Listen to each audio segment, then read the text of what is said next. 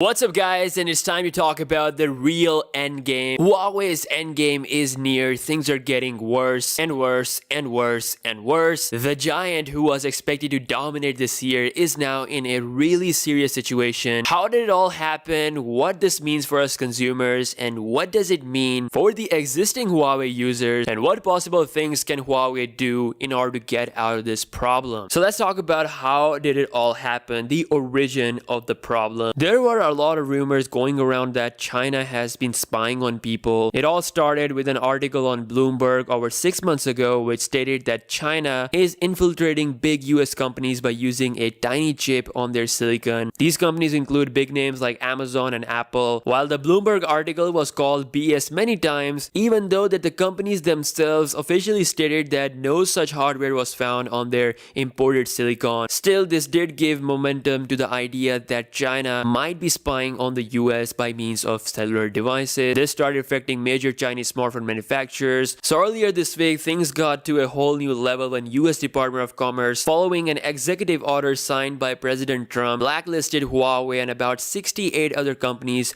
from doing business in the US. As a result, Google was forced into cutting off business with Huawei that requires the transfer of hardware and software products. Same thing with Intel and Qualcomm. They also had to cut their ties with Huawei. Not only that, at the time of this recording, ARM also confirmed to The Verge that they will be complying with the latest restrictions set forth by the US government, which means that they also will cut their ties as well. This blow is bigger than the one they got from Google. Without ARM, Huawei's chip design business is in serious trouble. And to make matters even worse, Huawei is excluded from the SD Association, meaning no more micro SD cards. And at the time of recording this video, hardware suppliers such as Panasonic and Toshiba have suspended shipments of components to Huawei. The shipment mainly includes memory chips, so this is gonna again add more fuel to the fire. Things are definitely not looking good. What does all this mean? With Google taking Huawei's Android license away in about 90 days means that Huawei phones will not gonna receive any official updates on their phones powered by Android OS. On top of that, they also lose all access to Google Play Store and other Google applications. Intel cutting their ties with Huawei will not gonna affect their smartphones much, but it will affect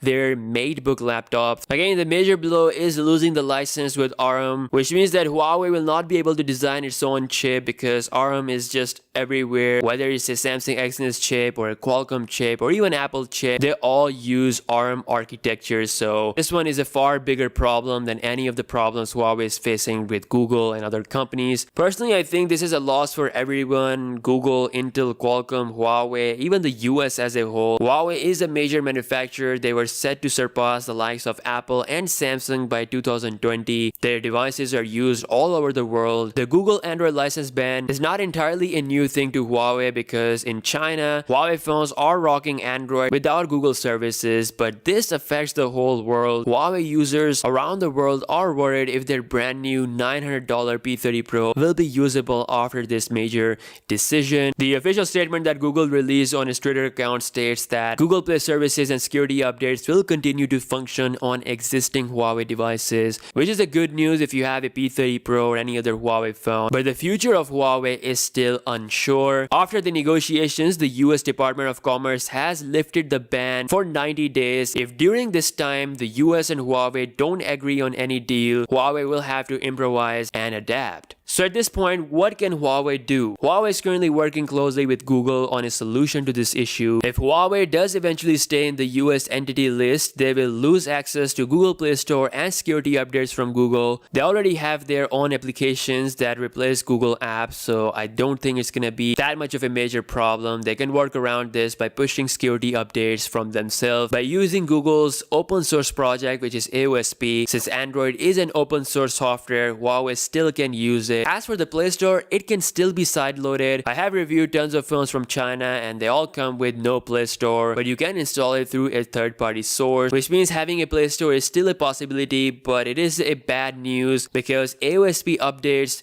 will take longer to go live compared to the official Google updates. The second solution from Huawei comes in the form of their own software called as Kirin OS. It's been reported previously that Huawei is working on its own operating system. While talking to CNBC CNBC, Huawei says that its own operating system could be ready this year, and it will be the alternative that they will go for if they cannot use Google's Android or Microsoft Windows. Richard Yu, the CEO of Huawei Consumer Business, further explained that the international version of their software could be ready for the market by the quarter of 2020. It will have its own app gallery app store, which will have all your favorite applications. The CEO further said that they will only do this if they are completely banned from using Android. I believe Huawei does have the potential and the manpower to create a new global OS, the one that can rival the likes of iOS and Android, but this is still a colossal task to pull off. Again, if this happens, Huawei might have to completely ditch Google. While indeed this will make things difficult for Huawei, it is a huge loss for Google. Huawei is one of the largest smartphone makers in the world by sales, and if all those phones use OS other than Android, then the user base and the profits for Google will drop drastically. As of now, United States is not stopping. They are actually pushing South Korea to ditch Huawei products. There was no official request by the foreign ministries, but US is still pressing its allies to drop Huawei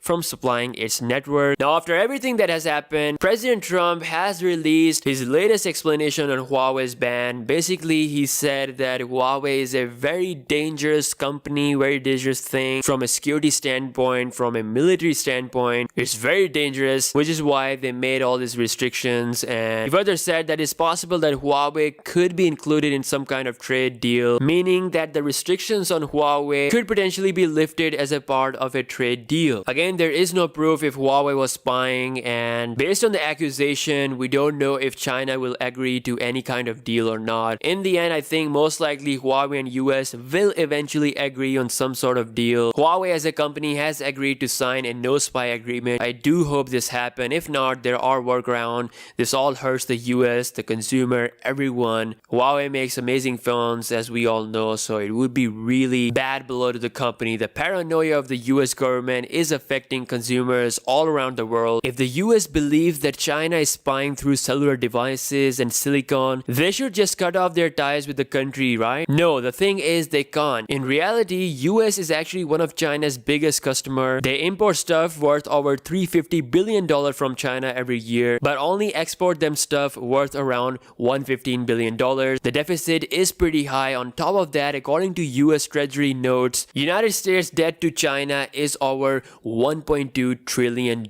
So at the end, banning large firms from doing business with China or Chinese companies by means of executive orders is, in my opinion, a bad thing to do, as it affects the whole world, not just US. Anyways, only time will tell what's gonna happen next, so let me know your thoughts in the comment section below. Currently, it seems like something will eventually come, but the way things are looking, it's gonna be a huge problem for Huawei if this actually happens. I really hope it don't, but again, let me know your thoughts in the comment section below, and I will see you guys in the next one. Peace out.